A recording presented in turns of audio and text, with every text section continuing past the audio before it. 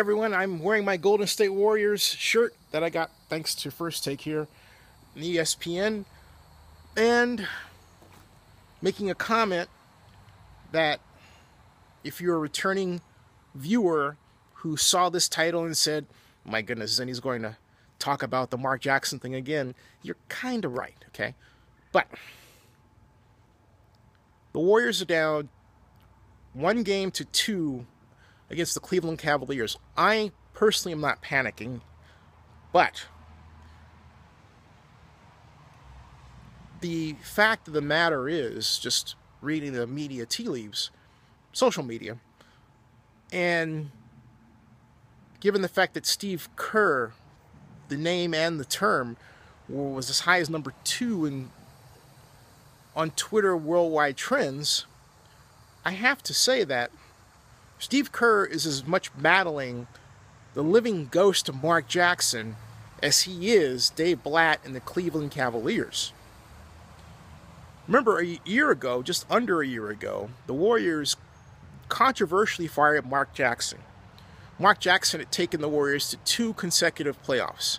Okay, he didn't get as far as Steve Kerr, but he was fired. Steve Kerr, who also has had no previous experience as a head coach, was hired. Steve Kerr, who also was a television announcer, was hired. And no one had any idea how well the Warriors would do. They came out of the gate 17 straight wins before their first loss. An amazing performance, and they finished out with the best record in the NBA. The top seed. Everyone picked them to go through the finals and win. Right now they're in a tussle. And it's pointed out rightly that Steve Kerr hasn't made the right adjustments. He hasn't motivated his organization because of this habit born of their offensive design, where they score so freely and so often that when they get behind, they expect one player, like maybe a Klay Thompson, psychologically expects Stephen Curry to pick it up. Curry expects Thompson. Thompson expects Draymond Green, and so on and so on. And Iguodala is expected. And then when they all don't perform, they've got a huge problem. Notice when they all don't hit the threes, they've got a huge problem. The Warriors' offense is high risk, high reward. If those shots don't fall, the Warriors have a big problem.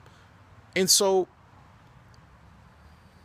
when they don't fall, it's as demoralizing as the good feeling is when they do fall. When you hit that many threes, you watch that score just increase like a pinball machine. That's a great feeling. But when you're trying 3 after 3 after 3, it doesn't work.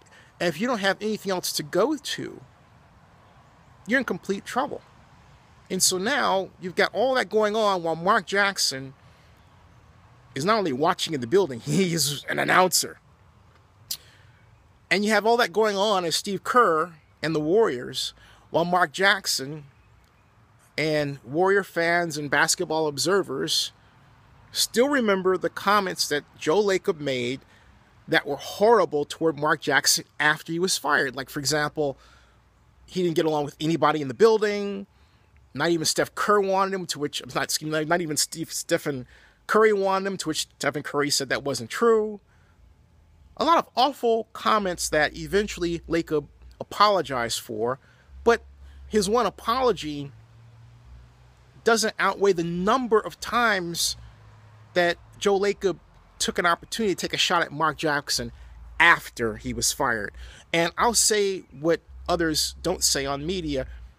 It was as if he was saying, this street black guy didn't relate to our office. Okay? That's the message that Joe Lacob sent out. Even if he didn't mean to send it out, that's the message he sent out. And it was awful and it was dirty. And so here comes Stephen Kerr, who's, the golden boy kind, white, blonde hair, NBA champion with the Bulls, played with Michael Jordan, all this great stuff. He's got the rings. And suddenly he's doing well. But when the Warriors falter, Wow. Now people are asking questions. I am not asking the question yet. I'll ask the question if the Warriors lose tomorrow night. Because then they would be down 3-1, and then they would be in trouble. I'm not saying this is like the Memphis series. No, I'm not saying that at all. It's different because the Cleveland Cavaliers are playing with a real fire. Like they really want to make a statement for their city. Like the fire I think the Warriors would show if they were named the Oakland Warriors rather than the Golden State Warriors, and they were fighting for Oakland, and it was quite obvious and open that they were trying to give Oakland something. Just saying.